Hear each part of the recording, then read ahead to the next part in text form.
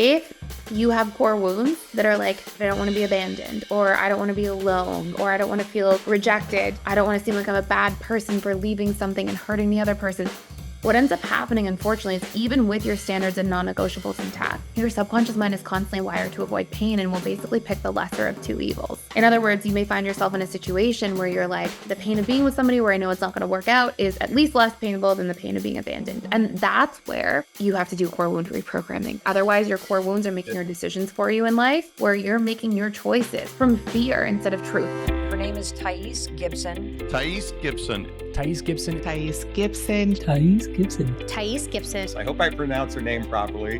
Thais Gibson. I am so excited for you to be here with me today. Thank you for joining us. Welcome back to another episode of our podcast. I am here with our lovely co-host, Mike DeZio.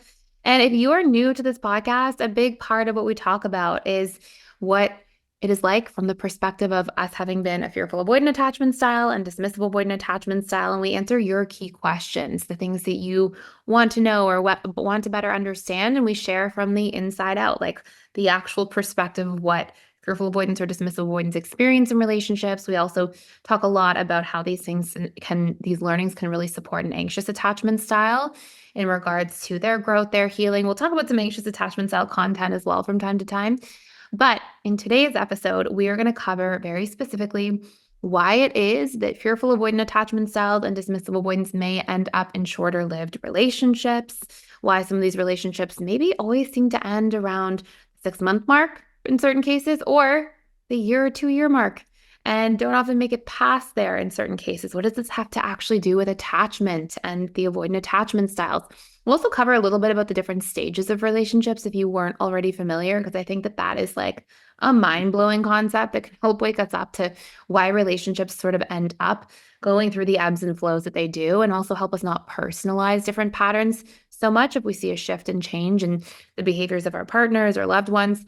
And we'll also talk a lot about communication, your burning questions around texting, why dismissive avoidance and fearful avoidance text the way that they do, and how they feel about talking on the phone and how often to text or call somebody in those earlier stages of dating versus when you're in a longer-term commitment or relationship.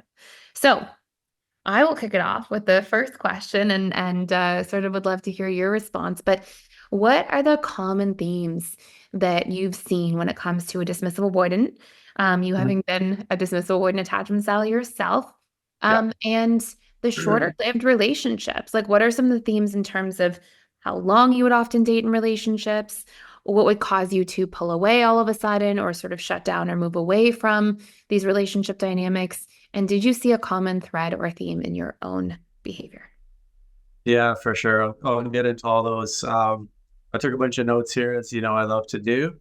And, as always, feel free I like when you stop me and ask me questions to clarify. I actually read in some of the YouTube comments, sometimes people are like, let him speak, let him finish. But I'm like, guys, no, I actually love it when she stops me and asks me questions. It like puts me on track. And just how we explained in a past video, dismissive avoidance sometimes like when you kind of say exactly what you're looking for, because if I don't have sort of like a specific focus, I can kind of be all over the place. So interrupt whenever you want to. Thank you. It creates an amazing conversation. So I know for myself, there was a long period where I really, really loved casual relationships. And being from a dismissive avoidant background, it makes so much sense. Because if we look at the avoidant core wounds that generally most dismissive avoidants have, well, I'll just go down for a few of them and just explain to you. So I will be abandoned. Well, if you're not getting into a serious, close, vulnerable relationship, there's no chance of being abandoned. So you're like, this is amazing. This is like perfect scenario. Like there's no fear, there's no worry. It's like you can keep yourself kind of far away and then have fun and connect and get some fun needs met, and then go back to the comfort and safety of your own self. Can I interrupt already really quickly? Sorry. I'm glad we talked about it in advance. Okay. So one thing I just want to highlight on that point, because I think that listeners might be like, what? Like abandoned, like a dismissive avoidant. The main theme when you're looking at attachment styles is how people respond to their fears. So, what you see is when an anxious attachment style or even fearful avoidant think that they may be abandoned, they're going to have activating strategies. Anxious attachment styles almost exclusively, fearful avoidance a lot of the time. It doesn't mean that you don't have a dismissive avoidant who doesn't get concerned about being abandoned or things not working out or being hurt. It's just that their response to that is to minimize their attachment needs. So, just for anybody who's like, wait, abandoned, dismissive avoidant, people can fear different things in relationships. We can have core wounds from a variety of circumstances, but what you can see already is when you were DA, you would deal with that by just like not even trying to get too close so that you didn't have to get hurt later on. And so that was like that very great example of like DA behavior. Great point, because yes, we know APs have the abandonment fear like all the time, front and center, but DAs, I guess, more so, they don't even let themselves get there to have that sort of fear. That's almost like, I don't even want to get that super close because I know when I do, there will be this deep worry about abandonment. So it's not like they're worried about abandonment all the time or in the different stages, but it's like they'll keep themselves safe because when they let themselves in, then the abandonment fears will really become present. So there's the abandonment piece. I am invaded. That's a core wound of the DAs.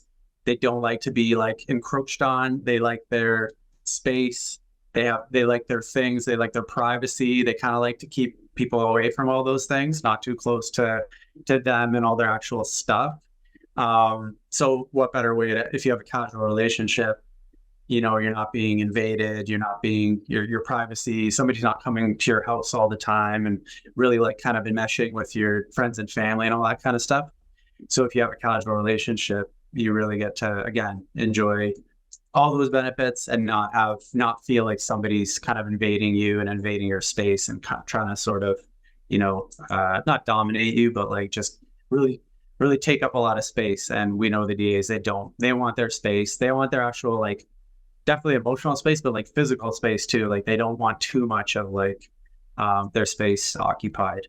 So again, I am trapped. So that one's obvious. If you're just casual, like you're kind of free. You're free as a bird. There's no real obligations or really expectations of you in the relationship because it's casual. You can feel free, and there's definitely no trap wounds being triggered there. And the I'm not good enough and the dysfunctional, the core wound. So basically, like, someone's not going to be able to see you that well if you're only like casual, if you're only seeing them once in a while, if you're only seeing them maybe just to have intimacy and stuff like that. So it's almost like you're kind of like hiding who you truly are, and you're just showing like a small piece of yourself. And, it feels safer, and it feels like, okay, they're not going to get to know who I really am, like the real me, because it's just these like short spurts of when we're hanging out, and it's usually not too like, vulnerable, and we're not sharing feelings and all that. It's just more like maybe like intimacy and, doing some fun stuff. So yeah, I don't know get your needs all met, or as many of your needs as you can, the needs for like connection and things like that, but at a level where it doesn't cause you to have to be vulnerable enough to create any of those wounds or fears coming up. And it's almost like, we know that the subconscious mind is a needs meeting machine. It's trying to get your needs met in all ways that it can, but it also is trying to avoid pain.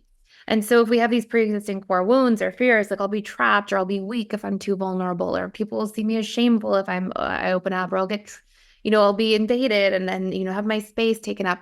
Like if somebody has all those wounds, then if they are able to just bypass those wounds because they don't invest in relationships that will have to make them feel them or be aware of them or work through them, then it's almost like you get to have the best of both worlds in a sense.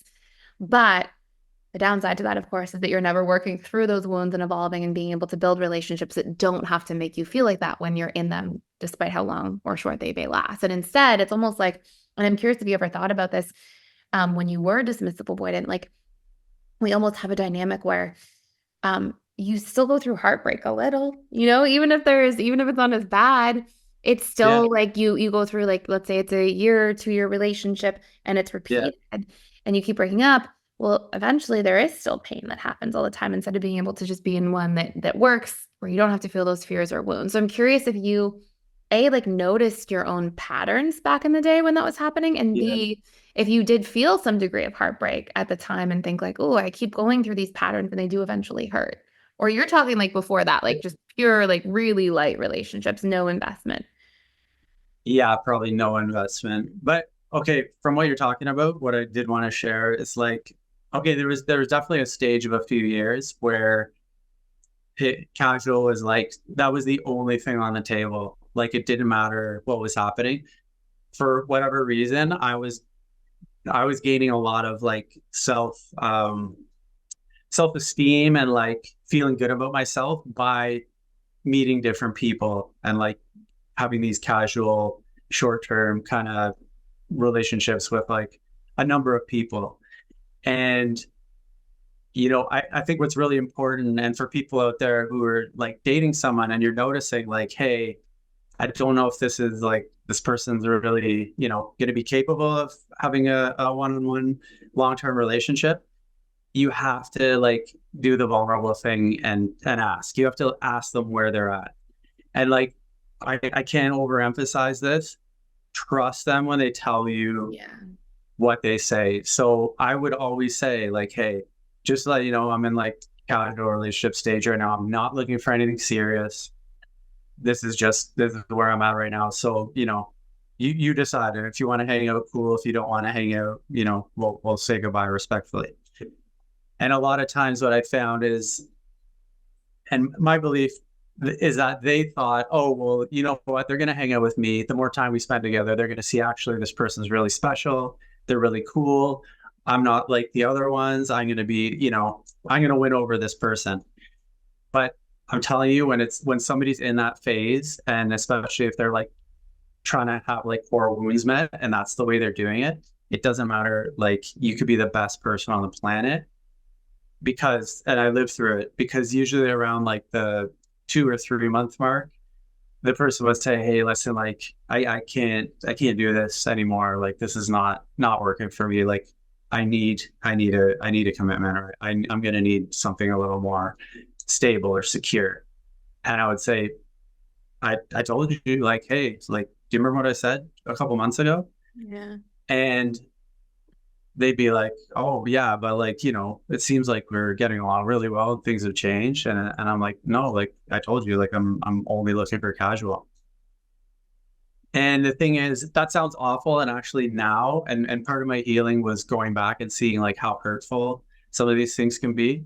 Because yes, you did tell someone where you're at, but then your actions over the next few months are kind of building a connection and making you closer and closer. And so anyway, I want to circle back to my point. You have to ask, you have to trust that what they're telling you is what's going to happen, and you have to walk away. Or it can go the opposite way, where one time I was put on the spot by someone and said, listen, I need, this is what I want, and I'm going to need something more secure. And it was like, I don't want to lose this person. This is actually a really, really great person. I have a great time with them. They have all the qualities that I want in a partner. And I actually needed them to sort of put me on the spot and say, if you don't sort of step up here, I'm out of here. So basically it can go one of 2 ways. The person's going to say, you know what? I think you're great. I want to invest in you. Or they're going to say, hey, I'm in casual phase right now. I'm going to leave.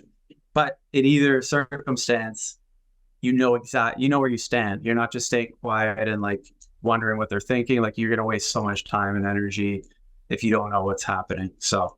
And like, I can't even begin. I just want to second you on that. I can't even begin to say how many people I've seen that are like heartbroken from hearing somebody say that and then thinking they're going to be the one person to change it. And yes, in your specific situation, you did have one person that was like, oh, you were like, I don't want to lose this person. And you did change your mind.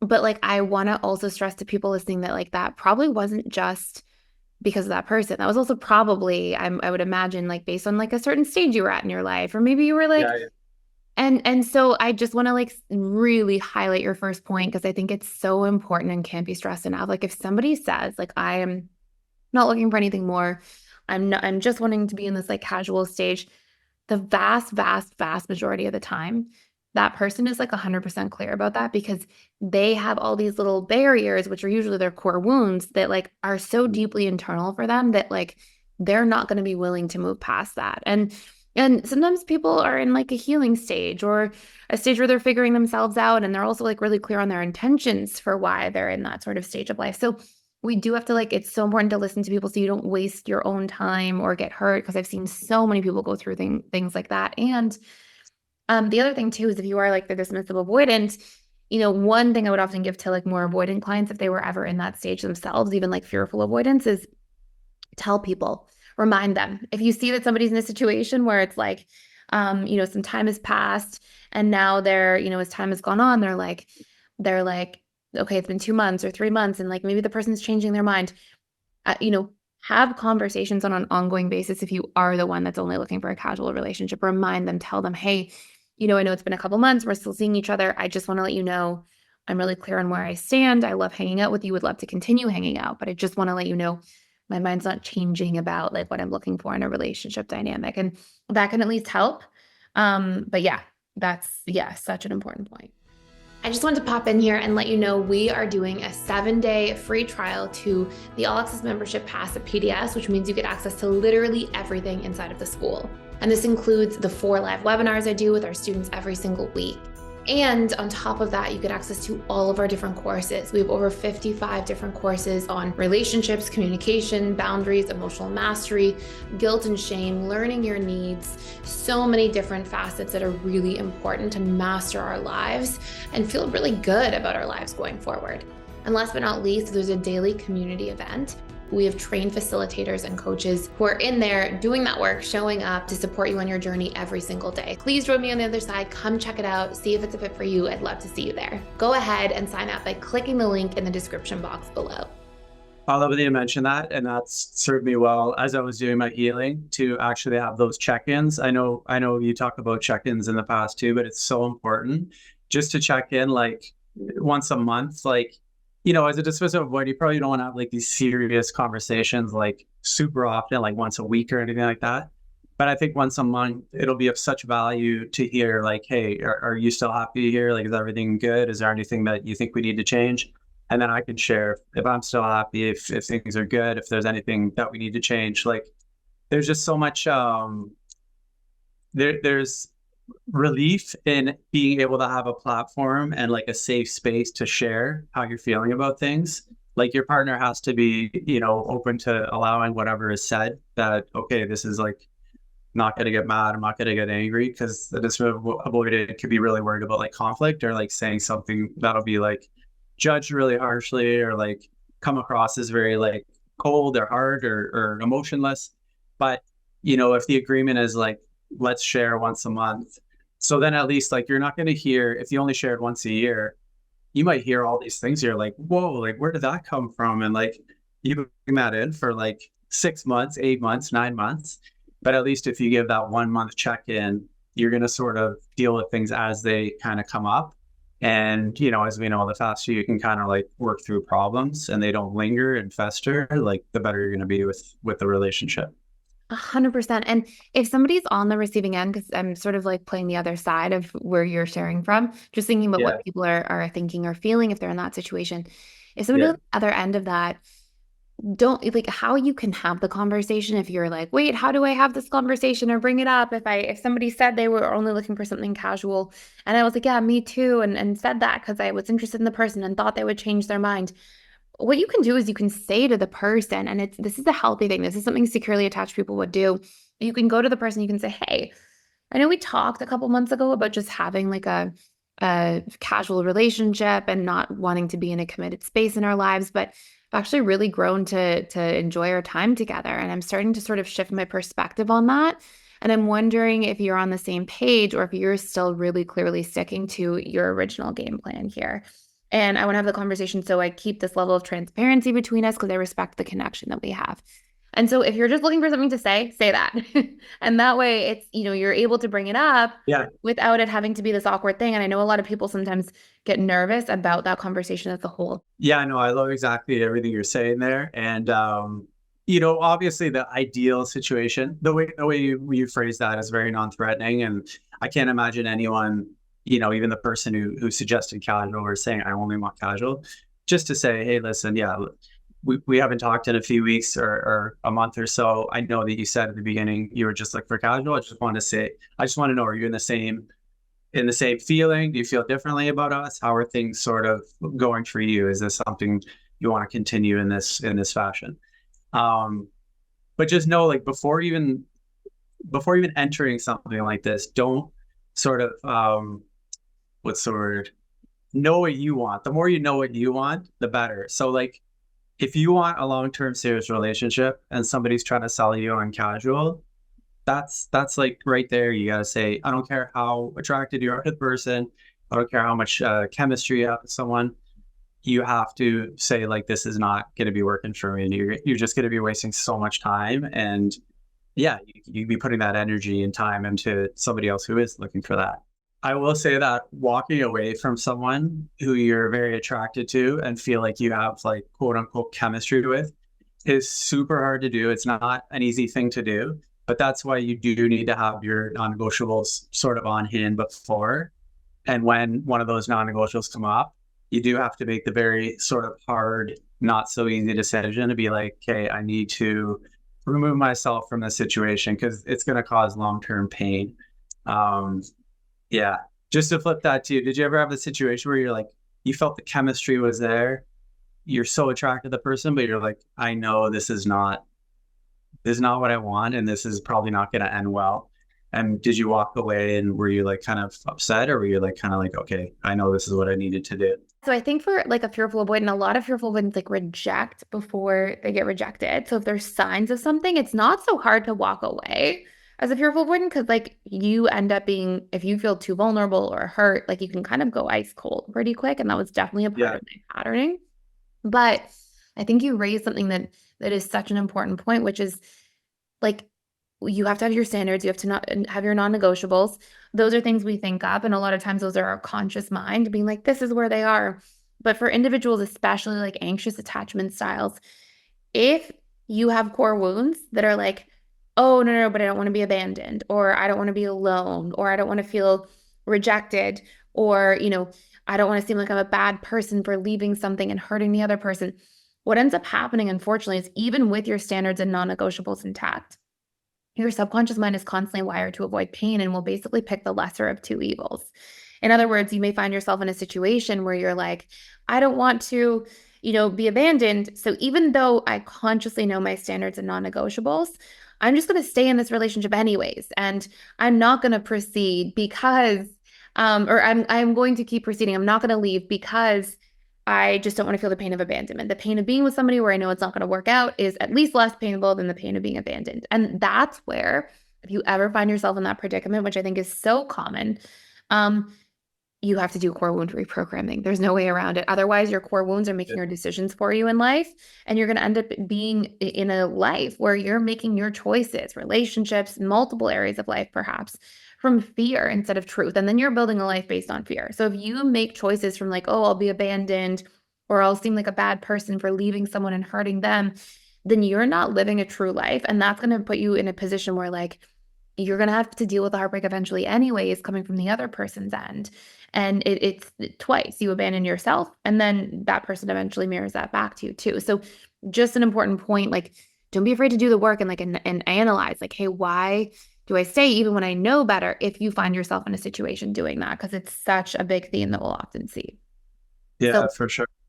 Yeah. So I want to go back for 1 second though, before we move on. I want to go back to the idea of the casual relationship. So unless there was anything else you wanted to share, I wanted to ask you, as a dismissive avoidant, before we move into, like, the sort of fearful avoidant territory of things, did you at times also find, like, what was that period of time? Like, you would say in these casual relationships, what does casual relationship mean for listeners? Like, is it 2 to 3 months? Is it 2 weeks? Is it like a one night stand? Is it, oh yeah, every year I would leave a relationship? Like, what did you see as your themes as a dismissive avoidant? Yeah, that they usually last like 2 to 3 months. And I think it was generally the person would leave after seeing, like, this person's not gonna Proceed. commit or give me what I want. Yeah. So, And so did you, they like the idea. Yeah. did you find that the other person was the one that left, or that you would leave when somebody like started to pressure the relationship? Like what would be the thing that caused you to start feeling like you needed to leave at 2 to 3 months, or what would happen? The other person would get frustrated and just leave. And I'd be like, okay, that's fine. Like there was no emotional real attachment because I was like really rigid and just not letting myself go there. And I was like, I'm just, this is where I'm at right now. This is what is fun.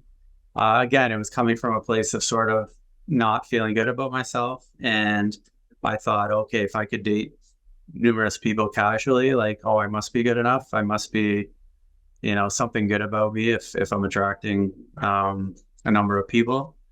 So yeah, it would be the other party getting frustrated and being like, this is not cool. Actually, I'm not good with this. See, So that's like, so you for sure probably almost exclusively dated fearful avoidance. You said that to me before, and I was like, oh no, I'm sure there was some, but an anxious person, 2 to 3 months, a lot of the times they drag it out, they stay, unless they're doing the work yeah, to become secure. Fearful avoidance, though, they'll be like, oh, you're about to hurt me because I can tell that there's not progress. So I'm just mhm, gonna leave first. Or securely attached people would do that too, but they'd probably like vet it a little earlier. That's super yeah, interesting. yeah. Now that I think about it, it might be over like 1 to 2 months. I think they get fed up after about 1 or 2 months.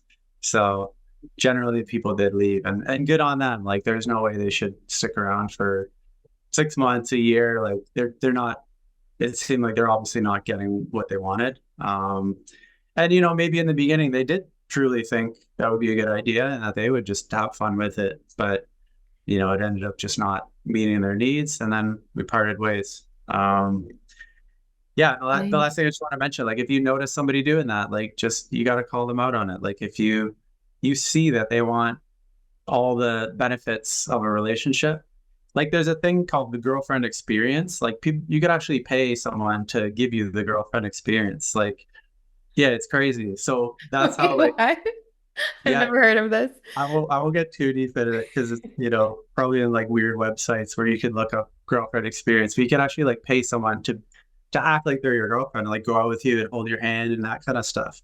So that's the extent of how like I believe how scared people are actually getting close to someone, but how much they really want it, like how much their heart really desires that kind of relationship.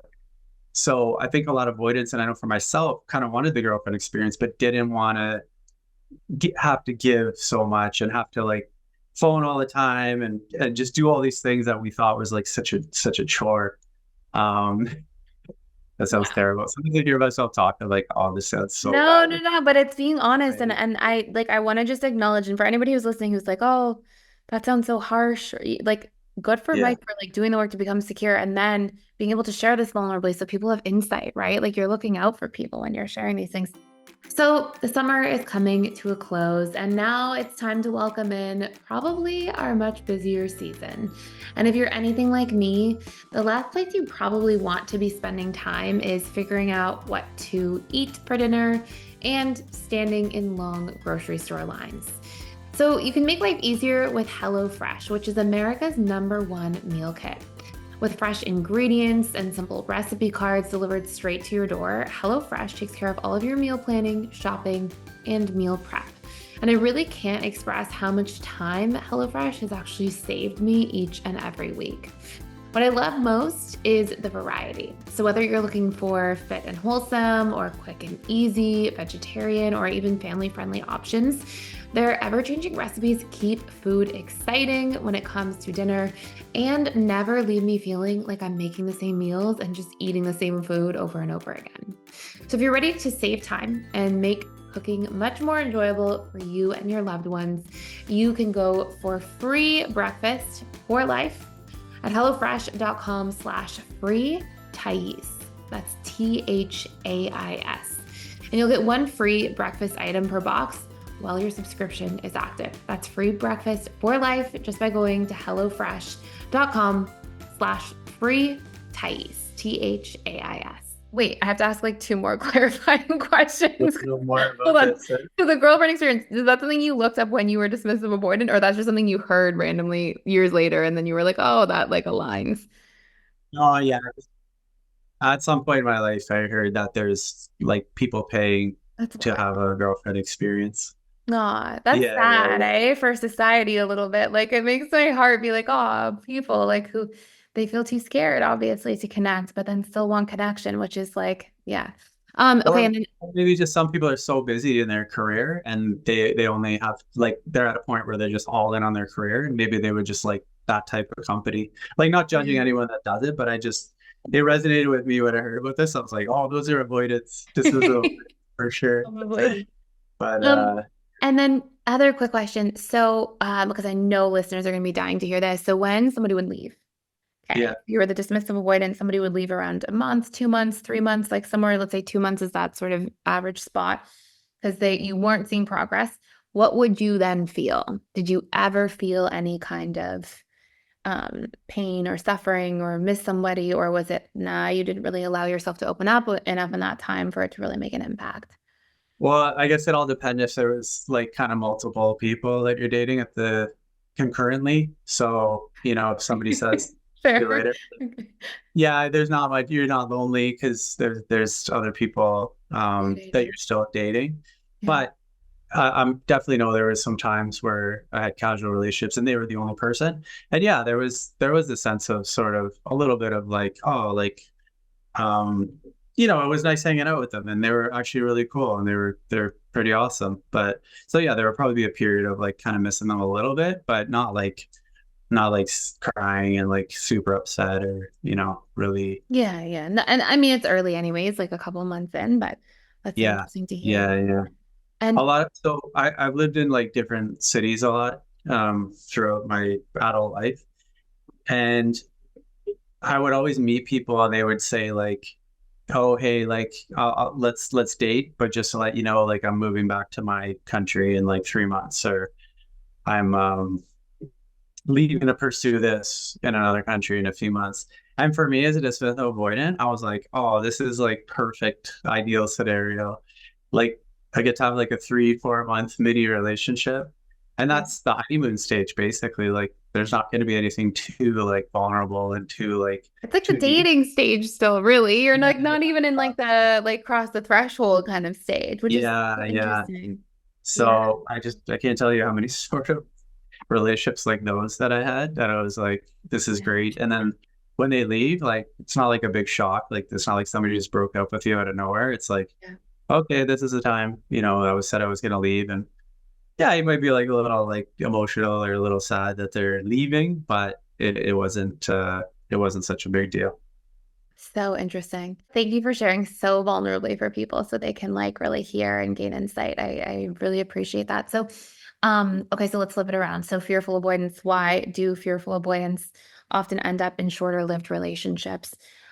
Here's the overarching common theme is that you end up really connecting with somebody. Fearful avoidance show up exceptionally well in the dating stage of relationships because they're like the best version of themselves without their core wounds yet. Similar to dismissive avoidance, really.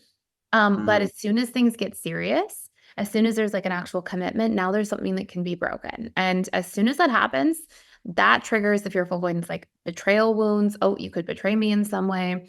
Abandonment wounds. Oh, it could, end badly now that there's a commitment. Now we're investing in something. And I think all of a sudden, when there is that commitment towards something, that is where fearful avoidance will start to sabotage. So for those of you who are not familiar, there's 6 stages of a relationship. It starts with a dating stage. It's usually the first like 0 to 6 months. If we make a commitment to somebody within that stage, then you move into the honeymoon stage. And that stage lasts for another year to year and a half after the dating stage ends. And that's the rose-colored glasses stage. Then when we start getting really comfortable with somebody, we start to lower the mask and we start to let people in on what we truly need and our fears and wounds. And that's the power struggle stage, because when we drop the mask, there's little challenges that come up. And it's, the stage where statistically most relationships end. And it's the stage where there's more arguments and disagreements. But there's really powerful lessons in that stage, which is if you can learn to actually learn, what are my partner's fears and flaws and how can I be mindful of those things and courteous about them and take them into consideration when I'm doing things, and vice versa. Well, now you actually learn each other better and you can actually grow through the power struggle stage and be stronger because of it. And that moves you into the stability, commitment, and eventually bliss stages. And the bliss stage is sort of like the honeymoon stage, but you actually know somebody really well. So So, what's interesting is like the dismissive avoidant often keep their relationships in the dating stage, and they'll often dissolve there within that sort of 6-month period. They can go a little bit longer and have sort of like the 1 to 2 year relationships, which is interestingly enough correlated with the end of the honeymoon stage. Fearful avoidants, they most often go through the dating stage, feel great, connect with somebody, move into the honeymoon stage. The moment they move into the honeymoon stage, because there's something that can now be broken, it's almost like they put one foot in the boat and one foot in the dock. Like, it's like, okay, I'm in the honeymoon stage, but now you could hurt me. So now I also like almost immediately in the power struggle stage at the same time. And for me, Wow. if I'm speaking from like personal experience, I definitely know that when I would like start to have a real commitment or feelings, almost immediately, as soon as that conversation would happen, it was almost like, okay, now there's unraveling that can take place. Like I would start to become more fearful or concerned or start to doubt. And it would trigger this like flip-flopping within me. Like, do I really want to stay? Do I need to leave? Is this going to be okay for me? Am I going to get hurt? Is there any point in this? And I would go between these polarities of like wanting that closeness, but then being scared of it. And a lot of that like hypervigilance would come in. In the dating stage, it'd be easy. In the honeymoon stage, it would start to get really hard, really fast for me. And I think that this is a pattern that a lot of fearful avoidants probably relate to, where that's where we sabotage connection from, because you don't really communicate your needs. You don't even really share when you're feeling afraid, so that you can like get resolution and work through it. And so a lot of your core wounds come up, and that leads to usually the ending of relationships at that period of time is, hey, as soon as somebody can hurt me, I need to push them away first before they hurt me. And that's how I'm going to protect myself in this situation. And so that ends up being a big place that a lot of fearful avoidants show up from and navigate relationships from. And you'll see that often leads to shorter term relationships. And a lot of fearful avoidance and dismissive avoidance alike will go either through dating stage, end a relationship, or dating stage, honeymoon stage, end a relationship, or dating, honeymoon, power struggle, end a relationship. And I can't even tell you how many people, I know you know this, but how many people have come into PDS, have come into like our attachment boot camp in there, or who have come into, when I worked with clients, and they realize they've never been through a relationship that wasn't beyond the power struggle stage. Their entire history and lifetime of relationships was just dating, honeymoon, power struggle, breakup. And so then your whole perception of what a relationship is and its life cycle is like, it's just the highs of the dating honeymoon or the lows of the power struggle. And so as soon as we enter into the power struggle, oh no, we're in the bad place. The relationship's obviously coming to an end. Let me get out while I can. Instead of realizing, wait, there's actually like a rite of passage here. Like there's actually lessons we can learn through conversations we can have, through like understanding each other, through being more vulnerable, learning to work through conflicts. And by doing that, a relationship has this huge life after those 3 stages. But if nobody's actually ever been out on the other side of those 3 stages, then it can be really painful. And that's such a common experience for fearful avoidance. Yeah. And you're never truly seeing someone for who they are. Like if you're not getting to those later stages, you're just seeing sort of like an idealized version of them. And then, acting like everything's great all the time, not really rocking the boat or bringing up things that are bothering them. So you don't truly know the person until you get to those later stages, basically. 100%. Yeah. Well, I had a question. It was interesting. So would an FA, if it entered into a casual relationship, if it decided, I'm saying it, if I was like, wait. like an organism or something. If an FA decided, okay, hey, I'm going to try this casual thing, and they're going forward, and then they notice they like catch feelings, that phrase, catch feelings. Yeah. Does that right away, like, they're like, whoa, like hit the brakes, and they're like, really start to sort of panic? So like, could they be open to the idea of it, maybe go a little ways, and then if they sort of notice that they're catching these feelings, would that be like a dead stop? Or would that be like, okay, we got to figure out what to do here? Does that make sense? Question. Yeah, it's a great question. I would say, so I'm thinking from my own experience and then from like all the FA conversations I've had over the years, and that for sure the common thread would be that if you develop feelings despite not intending to, it would really be about, probably as the FA at the time, but also FAs that I've seen, it is about, is the other person willing to show up? Like if there's any like scent of the person like maybe hurting you because they're for sure not ready and not on the same page and not interested, then if that seems like it's the case, then the FA would often reject before they get rejected, push away before they get hurt. But if there's indicators, and fearful avoidants are very hypervigilant, so they're good at picking up on these things. If there's big indicators that the other person is more interested and willing to show up and put in the work and be more vulnerable and almost kind of like lead the charge on that, or if they also really have feelings, then an FA may be willing to lower their guard and stick around. And from personal experience, that happened to me once, and I ended up in a serious relationship as a result of it. But the common theme is the person actually was like, oh, let's be in a relationship together. And I wasn't expecting it. And I was like kind of caught off guard. And then I said no. And then I was really caught off guard. So I said no. It was a long distance relationship. I wasn't thinking anything of it. And then when I went home, I like regretted saying no. And I realized that like, wait, I actually like feel something else. And because he was really vulnerable first, it made it kind of okay. And then that ended up being a long-term relationship after. But if that hadn't happened, there would have come a point in that relationship where I would have been like, oh, I'm developing too many feelings. I would have tried to like sort of see, is that person maybe feeling anything similar or the same? And if I felt like, no, I really don't see any indicators of that, I eventually would have probably just pushed the person away so I didn't get hurt. Oh, that makes so much sense. Wow. And you think some people get into like casual relationships because they're like, they actually really want a long-term serious relationship, but they're just so afraid. And they're like, okay, if I just say I want casual, if it doesn't work out, then it's no big deal.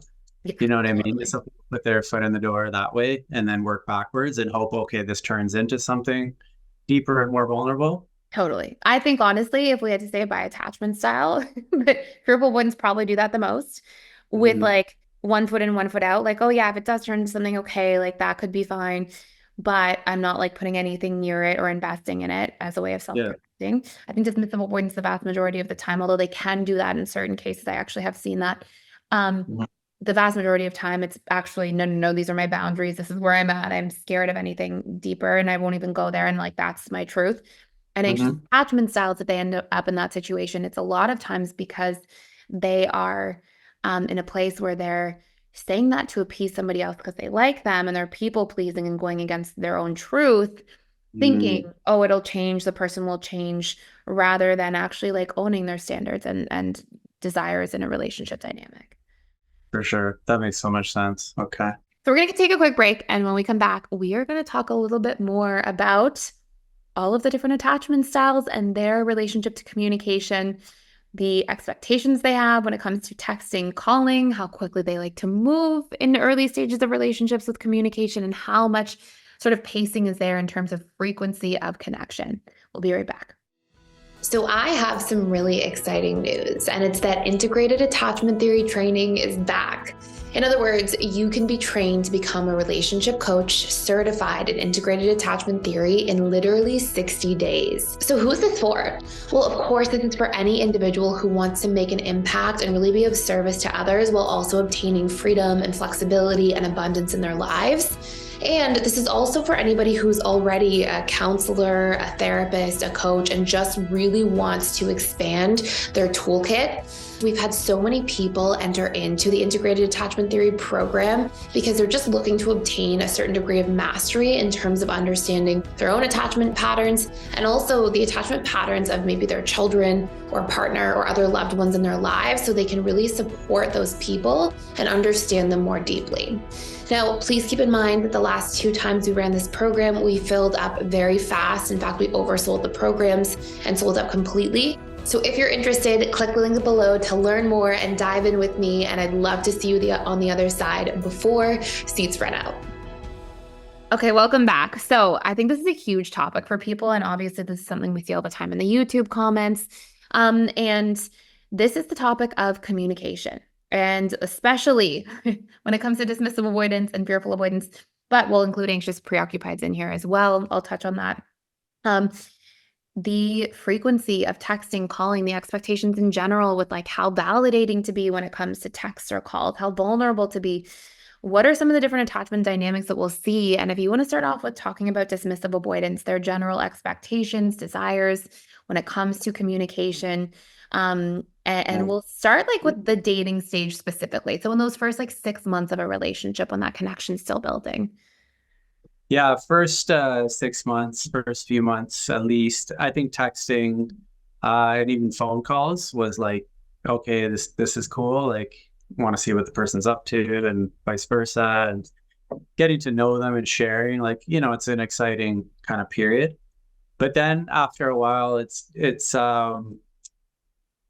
would become less and less, and that would definitely be on my end. It would start to become less and less. Now that like you guys are together, you know each other pretty good. Like, you're not texting through the day, like, hey, what's your favorite color? Like stuff like that. It's just more so like, how's your day? What's going on, et cetera, et cetera. I would almost feel like it was a bit of a nuisance to like text through the whole day, especially like when you're working or, focusing on something. And I just remember always thinking like, can we just talk about this in person? Like the next time I see you, like, let's talk about, what you're mentioning in person. And, some people just really like to share what they're doing at all times, share their day. They want to hear how your day is going. But like, again, I was kind of like, I'm in the middle of it. I'm busy. I'm like probably stressing out a bit and like trying to get stuff done.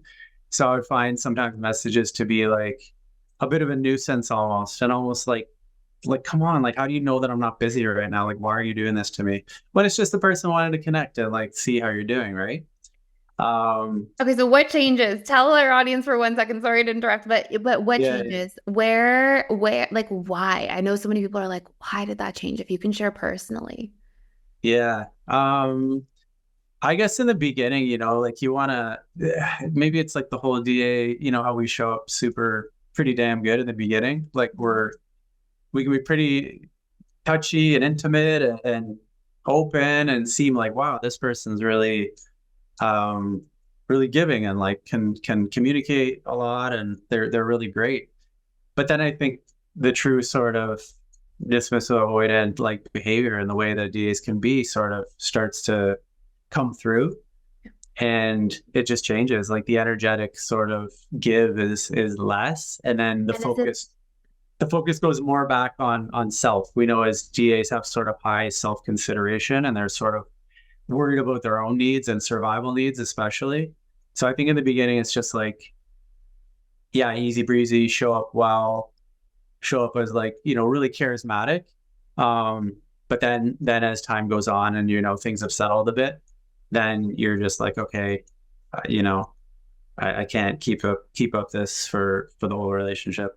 And do you feel like looking back, it was like a vulnerability thing, like so I want to hear which one resonated the most with you. Yeah. Because these are the common themes that I'll see. So one is like the expectations feel like they're rising, and then, ooh, expectations are rising, cold feet. Okay, this is a little too much, and then start to pull back. Expectations could be about the frequency of texting. It could also be about like where this is going. And now as a coping mechanism to manage the other person's expectations, I have to keep them at arm's length. Number two is like, oh, it's feeling a little too vulnerable and too intimate. And now I'm getting a little afraid and feeling a little trapped or overwhelmed. So I have to push back. Or number three, the novelty is kind of wearing off at the beginning. And as things get more serious and sort of deeper, that's also something that will cause the walls to go up. I think number one kind of resonated the most. And in the sense that before I almost like dug my own grave, where I like texted a lot. And then dug my own grave. Then I didn't want to text as much, but because of such a fear of like, asking for your needs to be met or speaking up, I was afraid of like conflict and having the person be really upset or disappointed or angry. Then I was like, oh, I gotta try to continue to like keep this up. But there was a lot of like friction and sort of resistance to it. So yeah, I think it's more so like the expectation piece of trying to keep that up when it's not really what I wanted to do, but fearing saying what was really, hey, listen, I actually don't like texting through the whole day and talking on the phone a lot. But I probably did that in the first few months. So yeah. That's such a powerful share though, because like you know what that highlights is that it's such a solvable problem. And this is what I would see. And I would ask back in the day when I was running my practice, I would ask DA clients, I'd be like, you feeling like this? Is this a solvable problem? And I think we talked about this the other week and like, have you actually tried to communicate yet? And a lot of times, like looking back now, if you look back on experiences like that, are there certain people that you think of and you're like, oh, if I just told the person, hey, I know we've been texting a lot, but for me, eventually texting feels overwhelming and I definitely want to be present and hang out with you and spend time with you. But can we stick to like just a text exchange in the morning and maybe a quick call, every other evening and see how that goes instead? Because that's really where I sit with my boundaries or barriers to communication.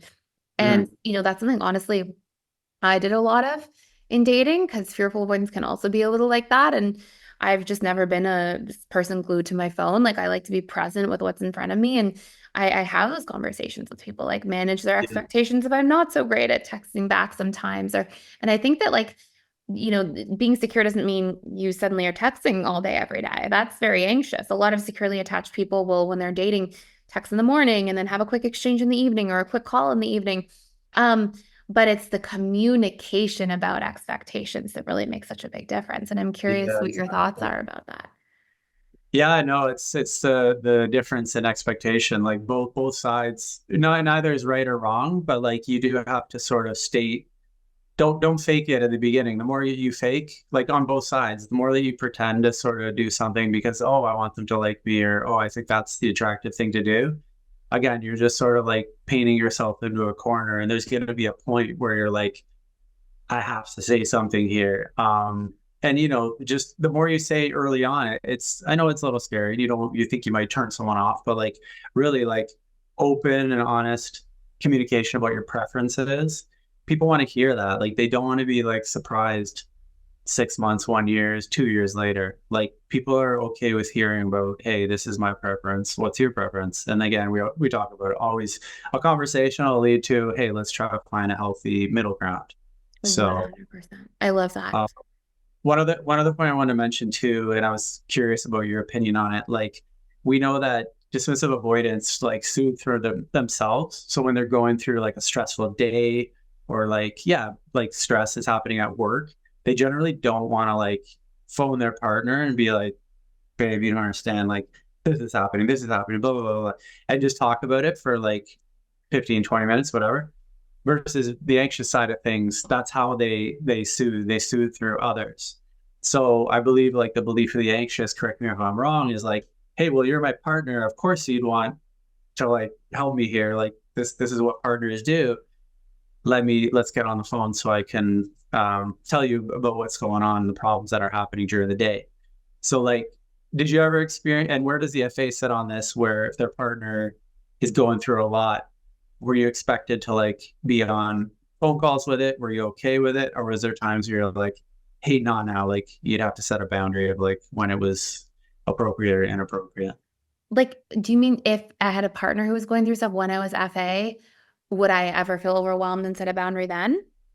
Yeah, basically. Yeah. Like, okay, so FAs, I guess, are on the pendulum where they soothe sometimes with others and then self-soothe other times, right? They can go. Yeah, exactly. And we'll talk all about FAs and I want to dive into that in just a second. But okay, well, I'll answer the first question. Then there's one other thing I want to ask you before we move on to FAs. But so for me, even when I dated like really anxiously attached individuals, I definitely was in a relationship with somebody who's very anxious once, and maybe twice, and in relatively serious relationships too. And interestingly enough, I was always going to be there in a crisis. In a crisis, I'm there. I'm showing up full force. In a non-crisis, if somebody wasn't going through something, but they just wanted to chat and just like touch base, that's where I would fall off. And that's where sometimes I would feel overwhelmed. I think there's like this, I mean, this is definitely a big part of FAs. Like FAs show up really well under pressure, under crisis, things like that. But if it's not something really important or urgent or like a necessity, if it's more just like conversation for the sake of just communicating, that's where like FAs will often pull back and start to feel like overwhelmed if it's too frequent or too much. It's a really good question, honestly, because I wouldn't have thought even to say that. because there are nuances to that are so deep. Last question for you before we switch over. Will you tell our listeners, as a prior dismissive avoidant, what is your ideal amount of texting in the dating stage and the honeymoon stage? Ideal, yeah, not just like showing up to You could wave a magic wand and everybody else is like that. the other person. Yeah. Probably like 2 touch points a day, maybe like morning, like, hey, how'd you sleep? How are things? What do you got on the go for today? Type thing. Yeah. And then, you go through your work day by yourself, do whatever you're doing, and then a touch point in the evening. How was your day? How, what did you eat? Et cetera, et cetera. So I'd say, yeah, short answer, probably 2 touch points per day. Yeah. And, messages, 2, 3, 4 messages within those touch points. And I think that's so important for people to hear, because I think a lot of times people are like, they're never going to talk to me or answer it. But a lot of times if you just sort of move at that pace, especially the first few months of dating, that's pretty healthy. And honestly, it actually mirrors a lot of what securely attached individuals are looking for. A couple, 3, 4 text messages in the morning, like 2 each, let's say, 2 in the evening. And that's like the kind of momentum a lot of people are there for. But I think that when there's a dropping off is what's most triggering for other attachment styles. When there was, okay, let's pretend I'm anxious and I'm texting Bob all day and we're texting all day. And then all of a sudden Bob changes his pattern. Even if it then goes to once or twice a day, that's the thing that tends to be most triggering because of the meaning people will give. So I'm so glad that you shared that. So we are nearing the end of the episode. We've gone over time already. So what I'm going to do is next episode, we are actually going to start with the fearful avoidant attachment styles, communication patterns, how often they expect to text, the frequency of phone calls, and then we'll dive into future topics. I also have a couple other things I'm going to touch on with Mike about dismissive avoidance when it comes to communication as a whole. So stay tuned for that next episode where we dive a lot deeper into this topic and share some other powerful topics as well. And thank you so much for watching. If you enjoyed this episode, you can listen to us on Spotify, iTunes, anywhere you listen to your podcasts. Or if you're listening on podcasts, you can also follow us on YouTube. Check us out there for the full video version. Okay, thanks so much. Have a great rest of your day, everybody. We'll see you soon. Ciao.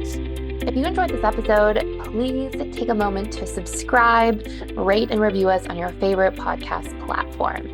Share it with friends and family who are on their journey of personal development and growth, and thank you for listening. Next week, we'll be back with more insights to guide you on your journey. And until then, keep practicing our tools and strategies to change your subconscious mind and apply some of the powerful learnings from this podcast so that you experience real life transformation.